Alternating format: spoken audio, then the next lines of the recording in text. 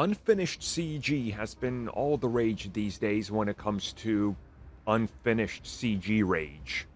Yeah, so let's talk about the unfinished CG of She-Hulk and how it's comparable to Thanos. People get mad when others point out that a trailer that drops to something like 3 to 4 months out is not finished. Because that's how it works. You have to work on it literally till sometimes hours before the thing is literally ready to be sent out, like a couple days before it airs. So, it's a standard practice, and obviously CG, visual effects take a lot of time, effort, and money. And recently, She-Hulk, for one reason or another, has been finding itself surrounded in controversy.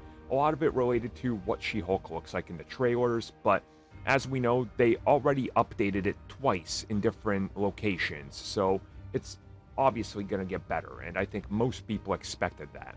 Now, recently, one of the people that sat down, who's responsible for many of the visual effects, sat down with Games Radar to talk a little bit about it. And the crux of the conversation focused on, you have to give it more time, there's still a lot of work to be done, and technology is evolving, so it's going to take some time. But she obviously talks about the difference between a TV schedule and a film schedule and how the lines are now starting to be blurred because everything is requiring huge amounts of expensive CG. And then she brought in a comparison to Thanos. And now many people are mad because Thanos looked incredible, forgetting that they were literally outraged that he didn't look how they wanted him to up until they saw the film. And then there was the whole Thanos Purple Gate, or whatever the hell they called it, where he didn't look purple anymore and he had human skin tones. Because the lighting was literally like bright, so it washed out some of the color. Just like when you stand in different light, it makes you look different. So, it's one of these things where people get mad for various reasons, and then the final product ultimately is the one we should judge, and that's kind of how it should be. I mean, Thanos was dragged through the mud for years.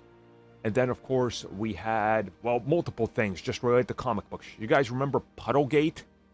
Remember Puddlegate and Spider-Man? Many of you were a part of that, upset that they changed puddles.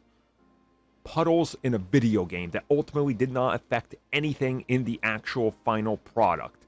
But that was made into such a big deal that people threatened the people making the game that they're literally basing their entire identities around. Again, it's CG.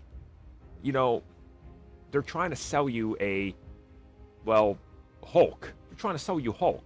It's not real. No matter how good the CG is going to look, you're never going to believe that the Hulk is real because he's not. Your brain knows that. And a part of visual effects is trying to convince you that something that's fake is real. And it's a lot easier to pull off with cities, cars, vehicles, and stunts than it is with a human who you inherently know doesn't look like that. So, yeah. It's a good interview. You guys should check it out.